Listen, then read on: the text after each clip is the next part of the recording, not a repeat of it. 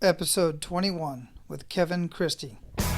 Welcome to Men of Abundance, the podcast for those looking to level up their lives by hanging out with some of the greatest leaders and established professionals in our community, living a life of integrity, honor, and the abundance mentality. Prepare to pay it forward with your host, former Army medic turned lifestyle entrepreneur, Wally Carmichael.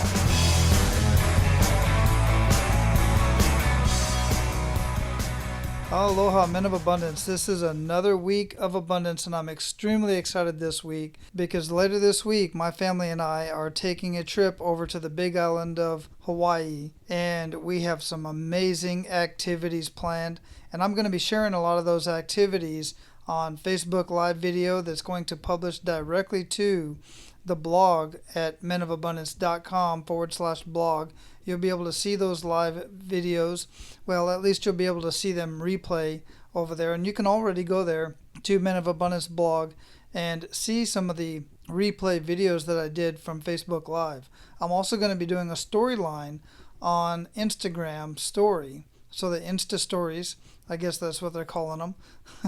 And I will be doing some storylines as we travel, and you're going to be amazed at some of the activities that we have planned. One that I'm so excited about, I'm not going to share right now, but my little guy's going to be beside himself when he sees what we're going to be doing. So that's pretty exciting, but one of the biggest things about traveling and doing things like this is collecting the memories. You know, a lot of people like to collect things, and that's fine. But I like to collect memories. I like to travel. I like to do things with my family. And those are the things that live on forever. I mean, people can have cars and have all this other cool stuff, but they leave. They go away. They fade away. The memories, well, I guess you could say they fade away too eventually. But they really do live on in the people that you love. So I encourage you to get out and travel as much as you can, especially get outside your state, get outside your city, and for goodness sake, if you can, get outside the country. There are some beautiful places to visit out there, and it definitely is worth going out and meeting other people, getting to know other cultures. It really enriches yourself and your family if you're able to do that with your family. So before I introduce Dr. Kevin Christie, I want to remind you to go check out the show notes of this show. They are amazing, and here's the thing, they are going to get better. I've already seen some of the artwork that the guys that are working on the site, they sent me some stuff today, and I'm very excited about what's going on over there and the artwork and just making it a much more visual, more aesthetic, much better place to hang out for you guys. Go check it out now. Go check out the show notes, see what they look like now, and then you'll be able to compare that to in a couple weeks, and we're going to have all of the new graphics on the website. It's just going to be amazing. I'm so excited about that. So right after this show, go check out the show notes at menofabundance.com, and for this specific episode, it will be 021. And of course, make sure you pay it forward and share that website with everybody that you run into.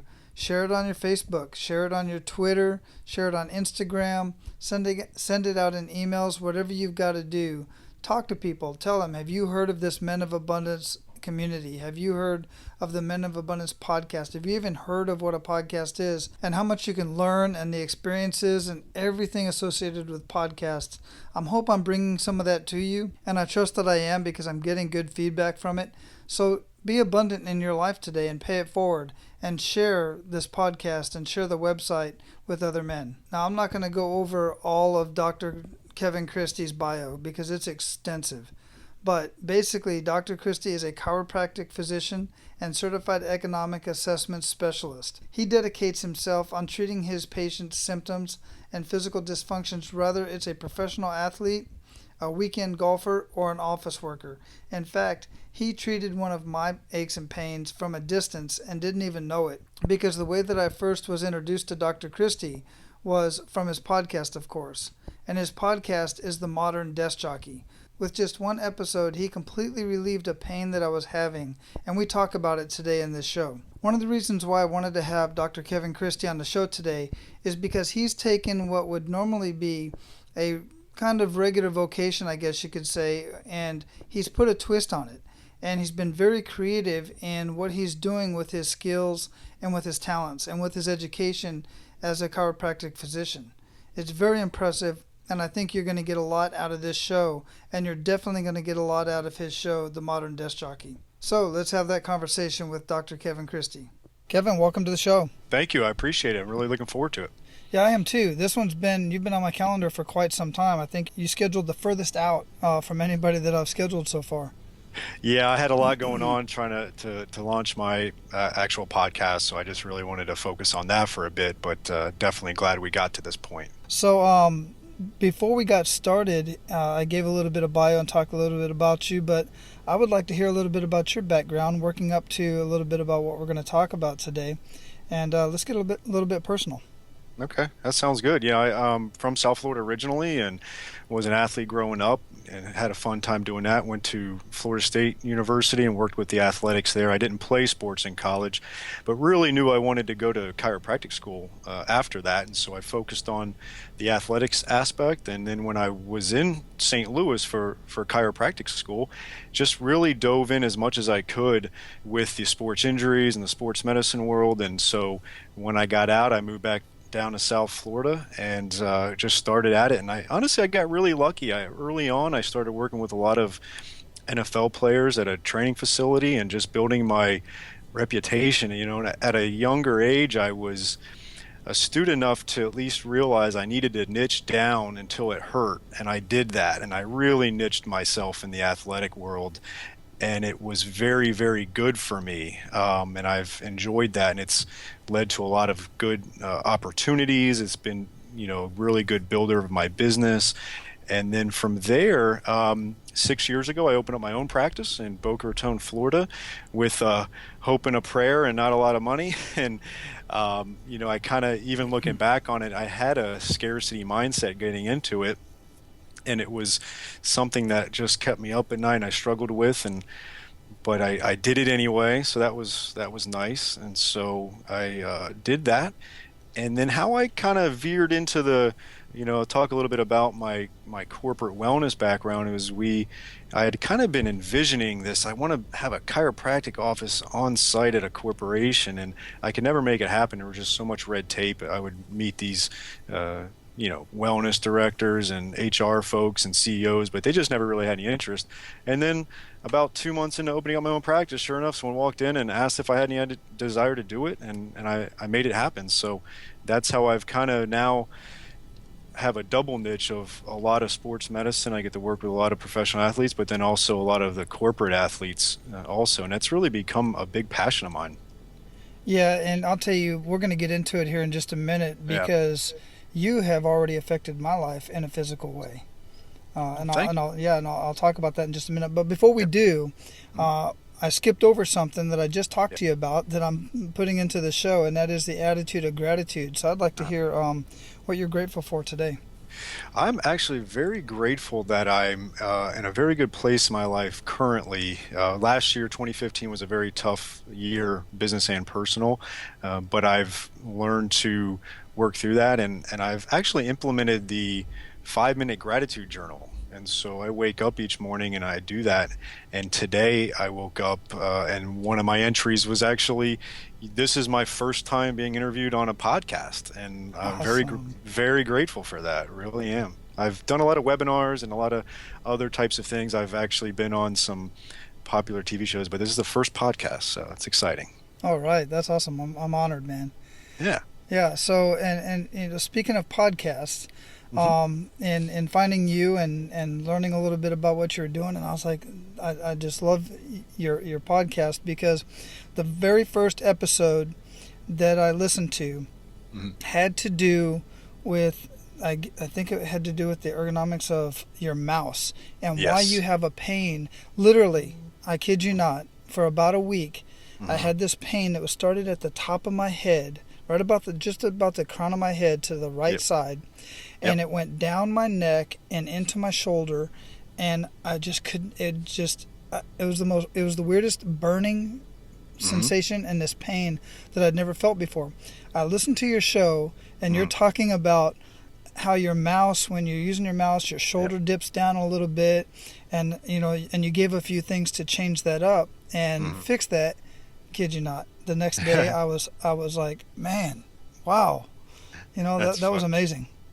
Yeah, we call it the mouse trap because That's obviously the right. mouse and then the trapezius muscle, which is sometimes shortened to the trap muscle, that's the muscle that gets affected. And yeah, it's just the simple effect of reaching for your mouse constantly, using it. You're subtly shrugging that shoulder, and over time you overuse that muscle, and it becomes this nasty trigger point there, and causes a lot of pain. And it's something that can be easily fixed without having to buy all kinds of expensive equipment or anything. It's just understanding what's going on, and that's the key.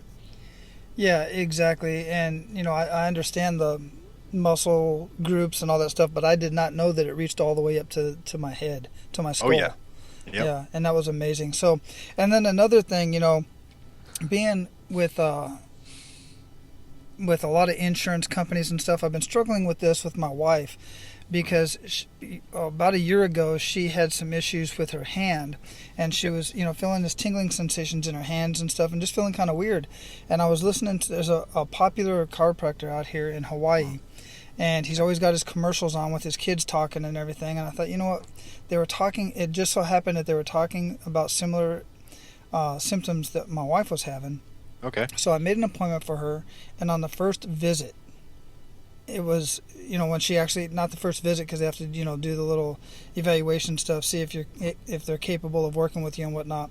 But on the first treatment, she felt the difference. So I'm a huge advocate of what you do. Well, I appreciate that. I feel like we're filling a void in the healthcare system. There's definitely a lot of frustration going on because if you have these aches and pains that are musculoskeletal related, you may go to your primary care and there's nothing that's a red flag, and they don't necessarily have a solution other than maybe medication. Or you go to your orthopedist, and if it's not surgical, again, there's not a big solution. And so we actually get in there, hands on, find the issue, figure out what's going on, and then try to apply some manual therapy to it to fix it. Yeah, being a medic for 25 years. Oh, you know all that. Yeah, well, and I want to add to that Yeah. because being a medic for 25 years and seeing all kinds of, working in and out of Army hospitals and just in the medical field in general, it is unfortunate that most of the answers are, take some for infantry and my background anyway, take some Motrin, make sure you take it with food or milk, and that's it pretty much, and rest, elevate, type of stuff. And it's always has something to do with medication. And I'm not one for taking medication. My wife and I have to have a super bad pain to take a painkiller, and I've been in lots of pain in my past. And when I found that natural remedies, good nutrition, good food, and yoga and stretching, and then recently in the last year chiropractic, and now I found out that I can actually do like acupuncture and stuff like this. I'm willing to look at stuff like that before I put anything on my body. Yeah, absolutely. Because ultimately, too, you're trying to find the fix that is a long-term solution, not just a cover-up, Right. And that's the biggest thing. And for me, whether I'm working with a professional athlete or someone that sits at a desk, is that those two things aren't going to change. They're going to play their sport, or they're going to sit at a desk because that's how they make their living or what they enjoy doing. And so if you just take the medication or you just get a short-term relief, they're still going to do the same things that are causing the issue. So you really have to address the issue also and fix that directly. Agreed. Absolutely agreed. Usually it's just a Band-Aid that's not going to stick for very long. Yeah. So, and all the success that you have and just doing what you're doing today and working with all these professional athletes and everything else that you have going on in your podcast, I'm sure it's been smooth sailing along the way, but I'm also sure that you've had quite a few kick in the gut moments along the way, either professionally or personally. I'd like to hear one of those biggest kick in the gut stories. Yeah, I had kind of alluded to it earlier that 2015 was a tough year for me, business and personally, and it really was. I think honestly I came out of it with a lot of pride because I survived it. But in the span of a 4-month period of time last year, we lost one of our corporate locations that we were doing on-site care, and that was $8,000 a month in revenue. For one location's a lot. We received a letter from Blue Cross Blue Shield of Florida that they were cutting our rates by 40%. So that was like another $5,000 in month in revenue. And then I had to unfortunately terminate one of my doctors for something that happened, and he was a profit center of my business. And so I had all three of those bundled into the fact that I unfortunately was in the early phase of a divorce also. So it was really a business and professional or personal combination that made it a very hard year. And I had to do a lot of self-reflection on everything, and then I had to get my team together, like my office team, and just like let them know and have a lot of communication with them that this is a struggle, but I had to give them a lot of confidence that it wasn't going to take down the ship. And so it was really just a big kick in the gut moment. Just the whole year was, if that makes sense. No, absolutely. That makes a lot of sense. And it seems like when it rains, it pours.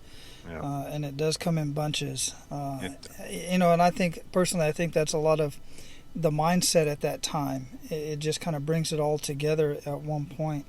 And just to kind of back up and relate that to this right now, where you're at right now, what does filling out that, what is it, the gratitude journal that you're filling out, what does that do for your daily, weekly, monthly activities?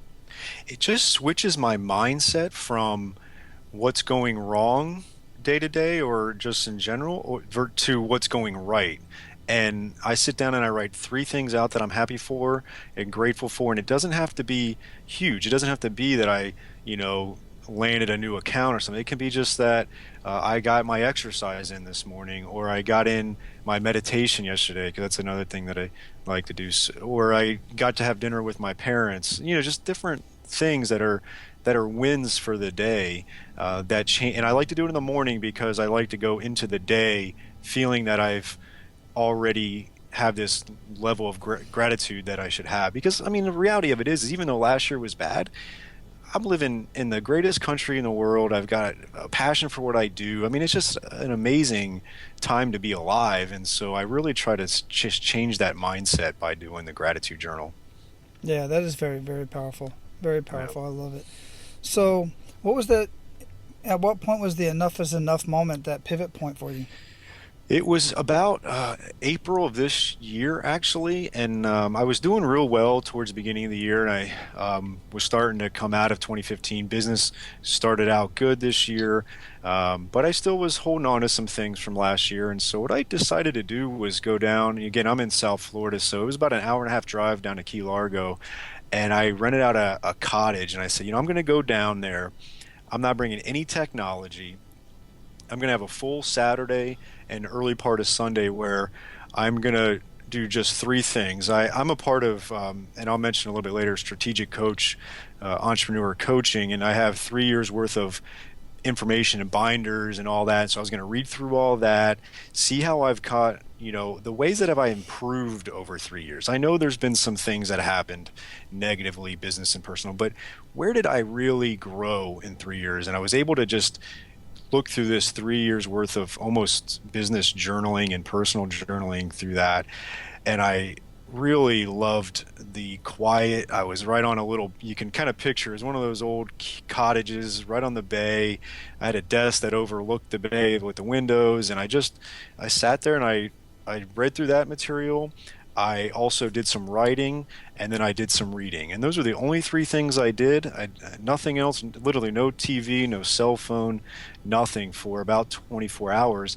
And I got done with it, and I asked a lot of my friends, like, when was the last time you went a day without talking through some kind of technological advancement or medium like that? And I can't, to this day, it's been a while for me to find someone that actually has done that. And it was so eye-opening for me, and I really got a lot out of it. Yeah, it is very powerful. We do that once in a while. It has been a while. But we would go out camping out to the beach, and basically we would use our electronic devices, but for nothing other than just taking pictures. Yeah. And we wouldn't engage. We'd have the data off and all that kind of stuff. And the clarity that comes after that, the creativity that comes out of that is just amazing, and the connections with the people around you, whoever you're with at that point in time, is just so much richer. No, it really was, and I think you hit it on the head with clarity, and that's what I gained a lot out of it. I was like, look, I'm tired of trying to function with all this stuff going on in my head. Is like I need to have that peace of mind and that clarity, and I felt like that allowed me to do that and kind of have come out of that with a blank canvas that I can now put my new life onto and my new business onto, because everything was new. It changed so much that it was now new, and I had to accept that, and I did. And then from there, it's been, I'd say from May to now, I've been so productive, and I just got a lot of clarity. So that was my enough is enough moment. I felt like I went about it the right way. I definitely had some friends who were like, "You're going down to Key Largo by yourself," but it was just something I needed to do, and it honestly it really helped for me. I really enjoyed it. Yeah, more people definitely do. I need to do that more often, that's for sure.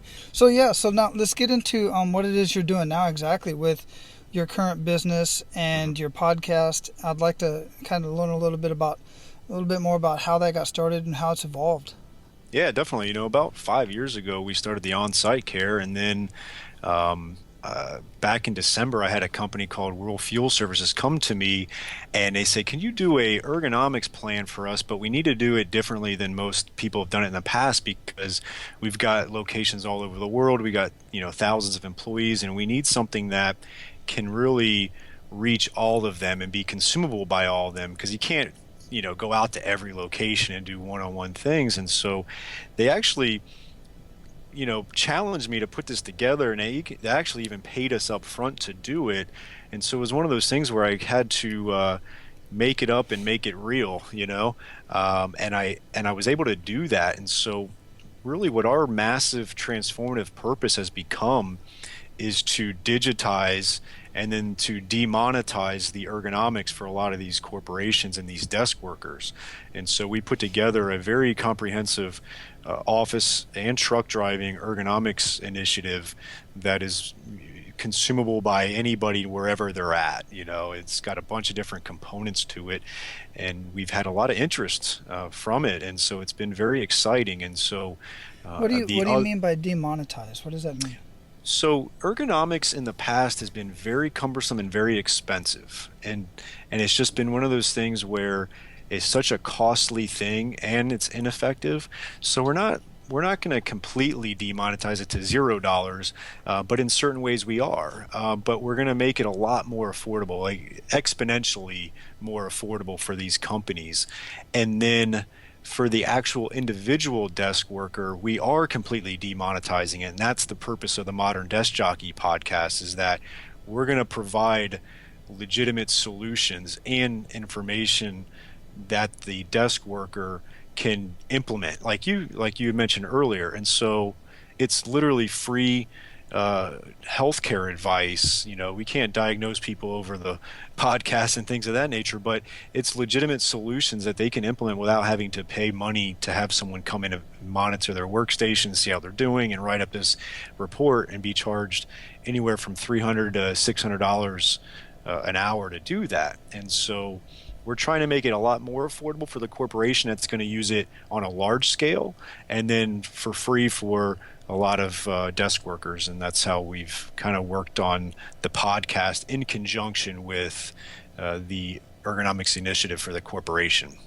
Perfect. Yeah, I wanted to know how you were doing that, because it does make perfect sense. It didn't cost me anything to fix my issue, and I don't have it today. So, I'm definitely sold on the podcast for sure, because I am a desk jockey at this point, and I have lots of aches and pains after my background, and I have to get up and move around every 30 to 40 minutes, or it's that much harder for me to get up after an hour of sitting, in a cold office. So there's certain things I know I can do at the desk.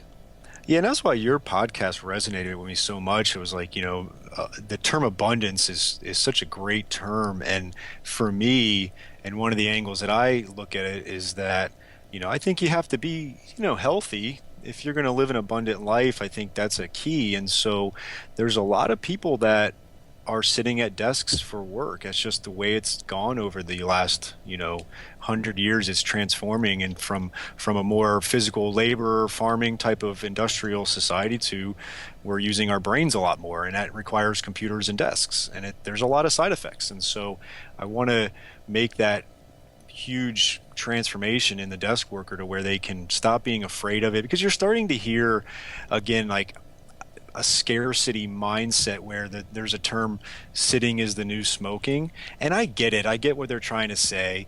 But no, sitting is not the new smoking, because if you decide to smoke cigarettes, like that's just a very unhealthy thing you're choosing to do for no other reason other than a habit. Whereas with sitting, this is people's way of life. Smoking cigarettes is not a way of life. And I don't want people to think that sitting at a desk has to be as bad as smoking. It's not. It can be fine if you live a healthy lifestyle and then you make the proper changes and implementations to your workstation. It's not like smoking cigarettes, Right. And I've seen many articles, and I've seen this pop up quite a bit about how bad sitting is for us. For me, I don't know how long it's been out there, but I've seen it over the last month or so. And I have been researching it. I have been looking at it because I do sit quite often. But my problem is people have these standing desks, and there's a couple folks in my area that have a standing desk. I can't stand that long. Yeah. I can walk, and I can't even, my knees don't allow me to run as much as I used to love to run. But Yes. I just can't stand like that. I have to sit, but then I have to keep moving too. That's my thing. I'm a shark. I was thinking about this morning. I literally was thinking about this morning. I'm a shark. I have to keep moving. Because it was yesterday. I was on an escalator, and the people in front of me weren't moving to the side like they do in Japan, so you can walk up or down if you want to, which I loved about Japan. They're very courteous about that. But and I'm like, you know what? I'm like a shark. I got to keep moving forward, man. And it's not just because of my mindset, but it's also because of my body. I can't sit still for too long. Yeah, absolutely. And there are some validity to the stand-up desk and the alteration of that. People do make mistakes with that, but to really distill it down, the key is to take micro breaks and to be movement. There's actually a term I like that a group does, and it's called movement as medicine, and it basically is saying that movement can be a form of really getting healthy, and that's no different than micro breaks and such. Yeah, that's the walking 10,000 steps a day type of stuff. And there's folks I work in a large medical center, and goodness, there's 4,000 employees that work there. And, once in a while, we have little arrows on the hallways that tells you how far if you start here, you go down this way, and back around the corner, you've walked, a couple miles or whatever, which is pretty cool. Not as many people using it as when it first got started, but I do still see people doing their laps once in a while. Yep. Yeah, very important. So I cut you off a little bit there. So if we can continue on with what you're talking about. Yeah, I feel like the Desk Jockey podcast is just another tool to help educate the masses on this, and do it in a way that is providing them with positive solutions versus kind of, I think there's a lot of scare tactics out there with it right now. And, it's a reality. You definitely want to educate them with the statistics and things of that nature. But, ultimately, we're trying to reach the masses and provide a solution for all kinds of desk workers, whether you're a laptop person that's at the coffee shop or you are in a major corporation. We want to provide you with solutions. And so that was really the inspiration of doing the podcast. Yeah, and as you're saying that, I was thinking of another niche that would niche down a little bit too, and that would be gamers. Oh, yes, absolutely. Well, now a lot of the gamers are outside playing Pokemon Go, which I love to see. Some of these kids look like they haven't been outside in since they were 6, and they're 18 now, and they're out walking around like zombies, but they're moving, and they're communicating with real people. It's so funny, it's so true. Is we've actually taken them out of the house, but they haven't been out in so long that they don't realize you got to watch out for cars coming by. It's sad. You hear these crazy stories. They're like falling into ditches and Well, my son works at a Pizza Hut call center, and in that area there's a lot of gyms and Pokestops and all this stuff. So any time of the day, there's anywhere from 10 to 40 or 50 people, and I'm talking kids from dads. I was over there, I do it around my neighborhood, I have a 6-year-old. We'll go walking around, but when we're waiting for my oldest to get out of work, we'll be walking around. But there's other dads walking with their kids, but then there's, older guys too running around there. Yeah. And so, yeah, at least they're out running around. But I'm totally digging the podcast, man. I really am. And there's so much information that I would have never thought about the mousetrap. And I love the way that you named it something that's easy to remember and such a simple solution.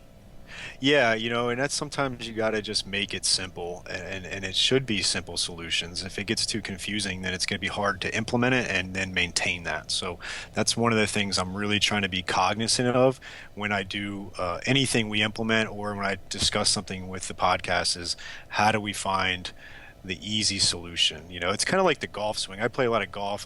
I've probably got 10 things wrong with my swing, but if the golf pro tried to get me to fix all 10 at the same time, I wouldn't do any of them.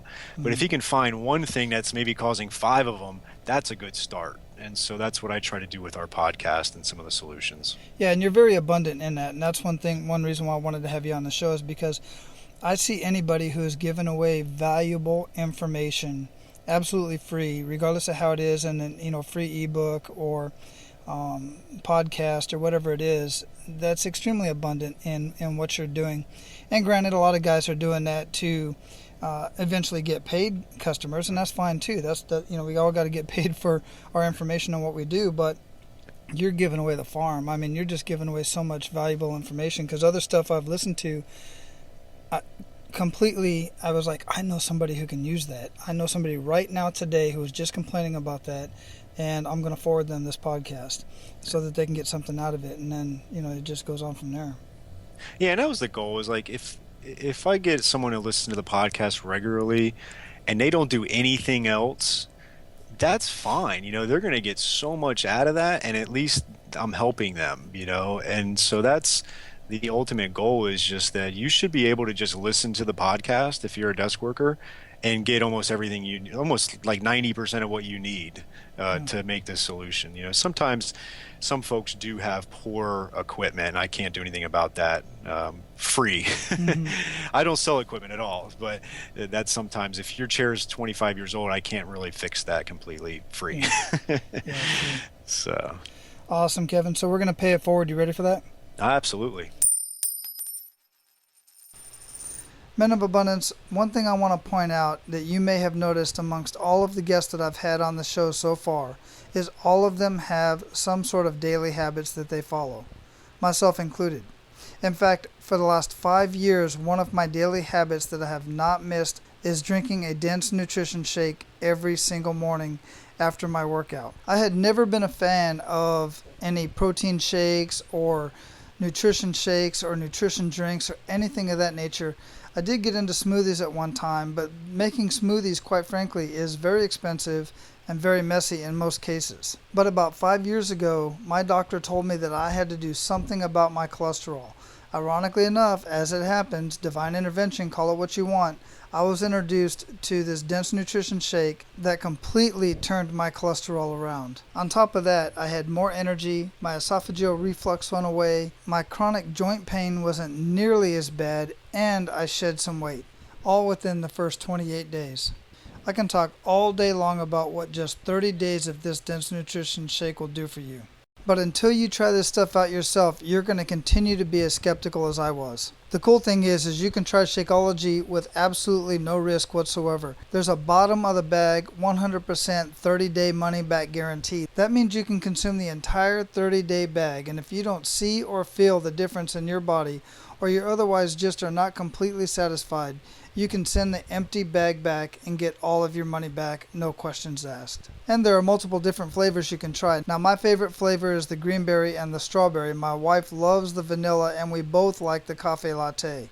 There's also chocolate, and there's also a vegan chocolate and a vegan tropical strawberry. And there are even sample packs so you can try the various flavors. So to learn more about the benefits of Shakeology, go to menofabundance.com/resources, or just go to menofabundance.com, click on the resources tab, scroll down to the health and nutrition part, and you're going to see the Shakeology tab. Click on that, take a look, and if you have any questions whatsoever, get a hold of me. I'll be happy to help. All right, let's get back to the show. Great. So give men of abundance 1 to 3 actionable steps that they can take today, either in their health or, in their personal life.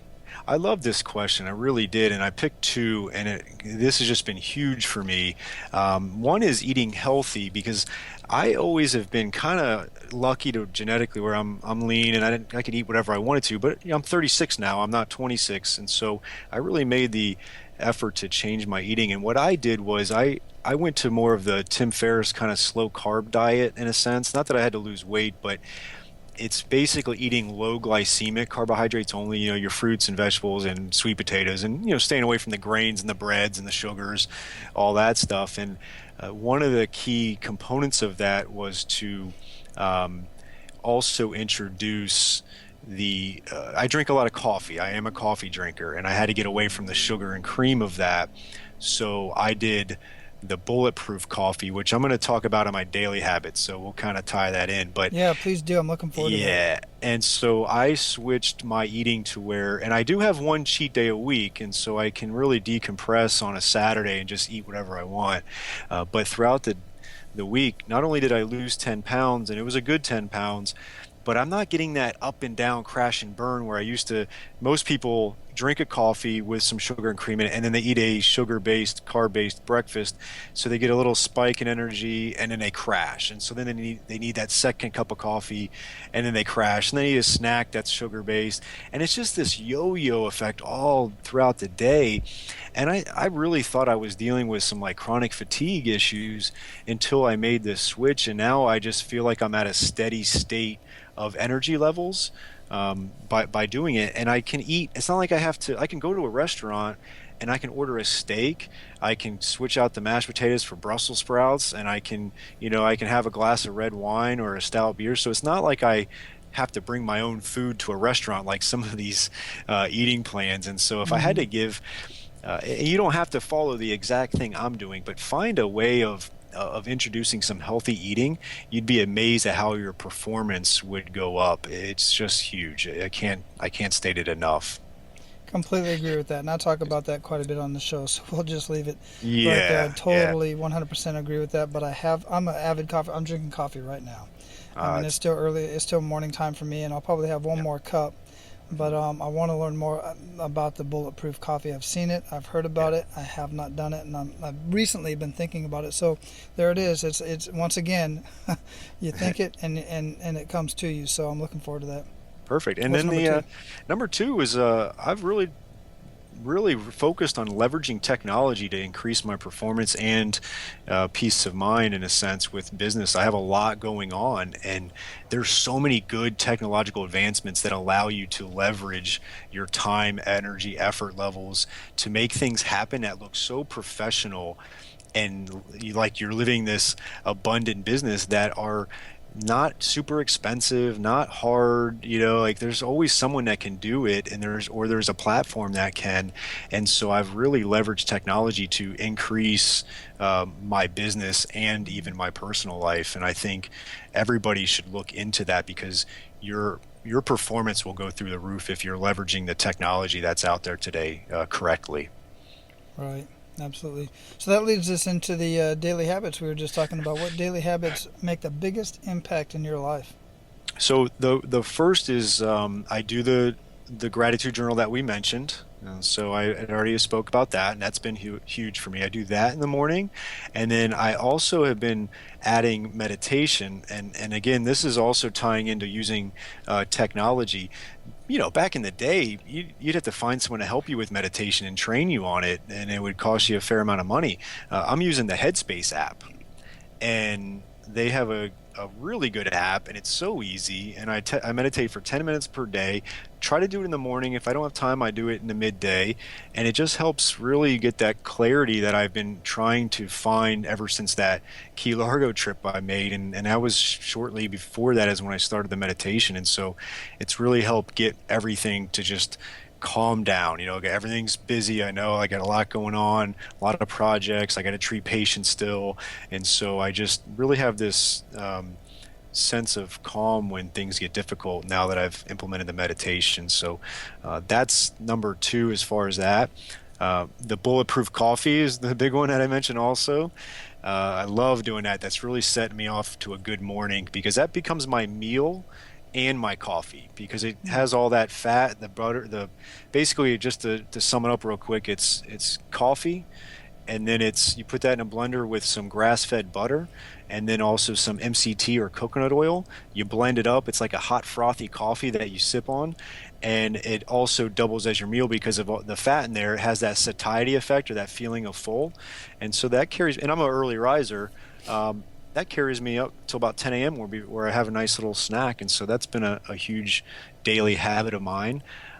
And then lastly, I want to introduce something I don't do every day. I'd probably do it 2 to 3 times a week, but it's whole body cryotherapy.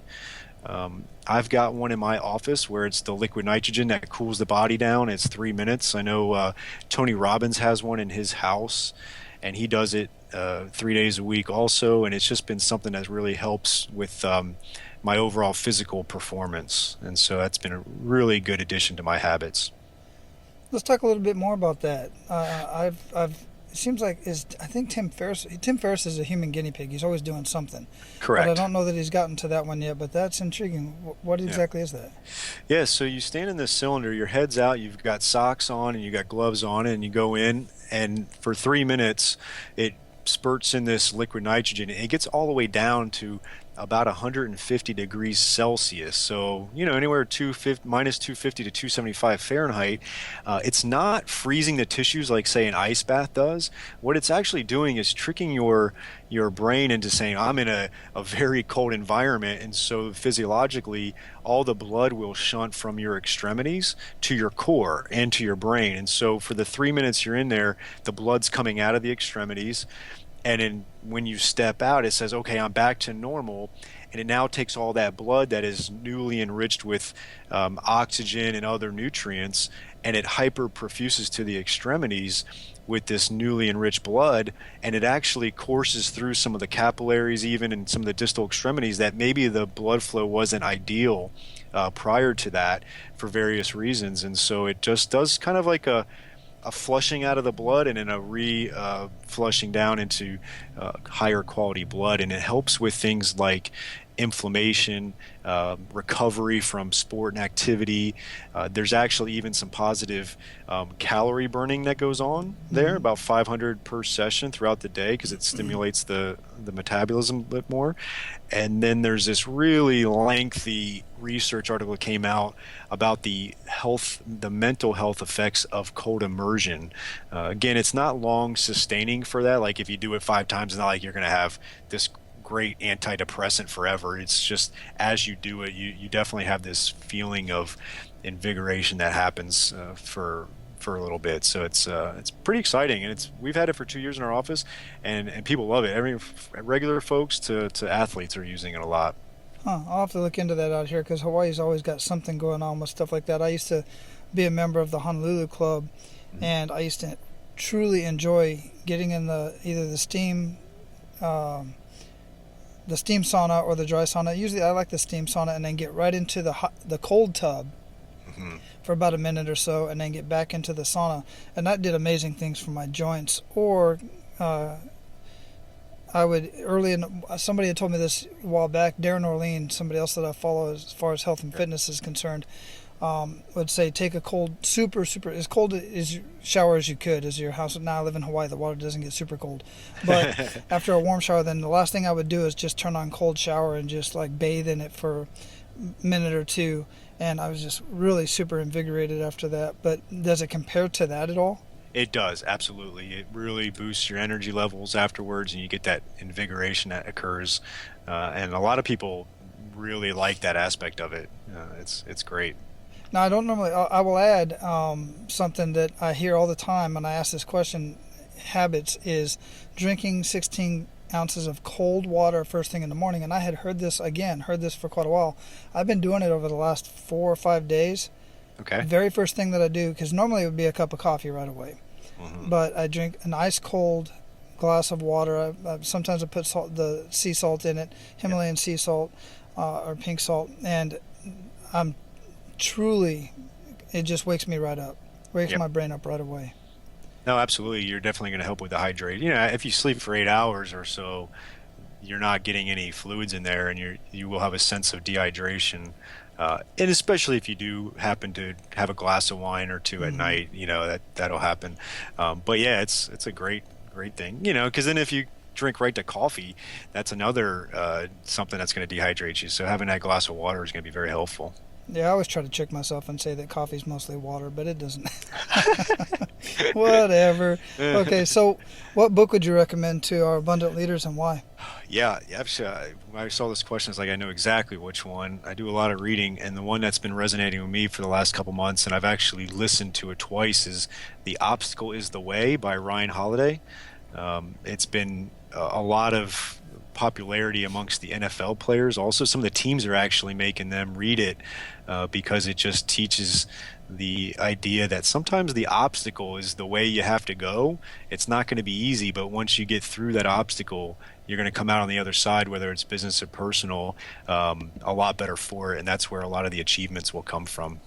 Right. And I've heard of that book just recently on another podcast, and I will have the link to that book and anything else that we're talking about on our show notes with timestamps on our show notes, and that will be at menofabundance.com/021, or just search Kevin in the search bar and the episode will pop right up. So I have one more question for you. Ready for that? I am. Outstanding. What does living a life of abundance mean to you, Kevin?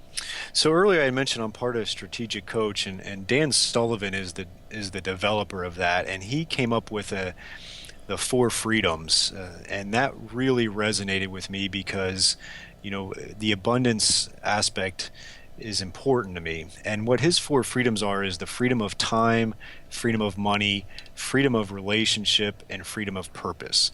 And if you can find freedom within those 4 aspects, you're living a life of abundance. And it doesn't mean you have to have $1 million in the bank, but if you have a good relationship with money, and you can support everything that you're doing and all that, that's great. If you've got a lot of time on your hands to do what you want and and that sense of purpose and relationships, like what else could you really want to have an abundant life? And so that for me is the key to living an abundant life, and that's what I'm trying to achieve for myself. That is beautiful, and it completely resonates with what I'm most currently working on, is building a Men of Abundance community. And one of the very first things I talk about is exactly that, and you used exactly the words that I'm going to have a video in there for, and that is your relationship with money. Because if you don't have that right, nothing else is going to jive when it comes to living a life of abundance as far as I'm concerned, because everything we do requires money. Yep. For the most part, as far as our day-to-day living activities, driving to work, everything. So, but you don't, and you said it again, you don't have to have $1 million. When people are advertising, make $1 million, that's just a dollar figure to reach. What you really want is a steady income that will take care of your lifestyle, whatever that is. And that's including the 4 T's, tithing with your time, talents, and treasures. Wow. And I just think that's absolutely perfect. I love that answer. Great. No, thank you. Awesome. So let's close this up a little bit, and before we do, leave us with some parting piece of guidance and any way that we can get in touch with you or anything that you're working on, as well as your podcast, which I will also have listed in the show notes. Sounds good. Yeah, for me, a parting piece of guidance is, life and business is not a zero-sum game. Just keep on doing what you're doing. There's going to be some people that are achieving a little bit more, but it doesn't mean you can't achieve. You can't get where you want to. There might be some people in a personal life that seem like they're way more successful and having some, but you never know what they're going through also, and just understand that it's not a zero-sum game, and you can be appreciative of what other people are doing and still accomplish what you want to also. I'm very active on Facebook, and you can also find me on Twitter at The Modern Desk Jockey, or visit us at moderndeskjockey.com to check out the podcast, and we'd love to have you for sure. Awesome, and I'll have all that, like I said, I'll have all of that in the show notes at menofabundance.com/021. And also, like I said, I want to remind you that I do have timestamps, which is really cool because as we go through the Pay It Forward, as we talked about your kick in the gut moment and your pivot point, I timestamp all of that stuff. So if you want to listen to this show on the website and you want to go right to that specific point of the show, just click on the timestamp next to that and it'll take you right there, which is great technology. In fact, the guy that's created that technology I'm going to have on the show next week. So it's pretty sweet. All right, Kevin, this has been a really cool conversation. I love what you do, and I definitely support your podcast and everything else that you have going on. So I appreciate your time, man. Thank you. I really appreciate the opportunity and your time. You have a great day. Oh, well, you too. All right, Men of Abundance, that's all I have for you today. Again, that was another amazing conversation with another man doing awesome things in our community. And again, I want to invite you to go to menofabundance.com/blog, or just go to menofabundance.com and click on the blog, and you'll be able to see those live video feeds.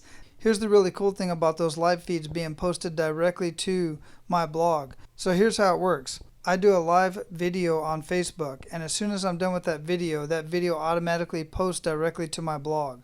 The cool thing about that is it takes all the comments and everything else with it. And every time somebody continues to comment on the video at the replay on Facebook, those comments continue to show up on my blog. Now, if you know anything about blogging and SEO, what that does is that gives me a whole lot of SEO juice, which is really, really cool technology. And the other cool thing about that is the creator of that software is going to be on the show later this week. And I'm really excited about getting him on the show because he has helped me so much with that software and all the other software that you see on my website. So go check out the Men of Abundance blog and leave your comments. I would love to hear what you guys have to say about it. All right, guys, go out and be abundant this week and make sure you pay it forward. Aloha. That's all for today, Abundance Leaders. For more about our guests and the powerful information we shared with you today, be sure to sign up for our mailing list at menofabundance.com. We appreciate your time and look forward to hanging out with you on our next episode. So until then, be sure to pay it forward and live your life of abundance.